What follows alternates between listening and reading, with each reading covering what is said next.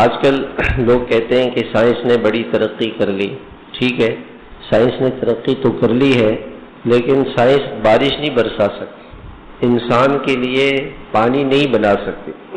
ساری دنیا کی سائنس مل جائے اور انسانوں کے لیے وہ پانی بنائے کہ جی ہم اب پانی انسانوں کو ہم فراہم کریں گے، یہ نہیں کر سکتے. انسانوں کے لیے روزی جو انسان کی ضرورت ہے، کھانا پینا، گندم چاول دانے، یہ چیزیں کوئی دنیا کی مخلوق نہیں بنا سکتی. رزق جو انسان کی ضرورت ہے یہ اللہ کے سوا کوئی نہیں دے سکتا انسانوں کو.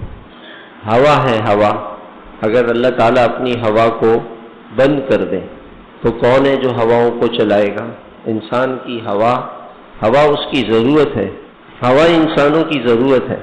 یہ ضرورت جو ہے یہ اللہ تعالیٰ کے سوا کوئی نہیں پوری کر سکتا. اگر اللہ تعالیٰ یہ ارشاد فرما دے کہ کل سے ہماری ہوا بند ہے، اللہ تعالیٰ یہ حکم دے دے، ہوا تو اللہ کی ہے، اللہ تعالیٰ یہ حکم دے دے کہ میں نے اپنی ہوا کو بند کر دیا ہے اور اب میں ہوا نہیں دوں گا، تو کون سی کمپنی ہے جو ہمیں ہوا دے دے؟ اللہ تعالیٰ اپنے سورج کو روک دے.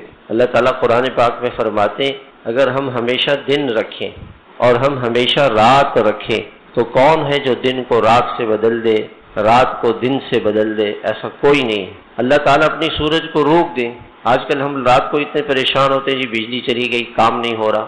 اب اگر دن میں بھی اللہ تعالیٰ سورج روک لے اور سورج کی روشنی کو ختم کر دیں تو انسانوں کو کتنی پریشانی ہوگی.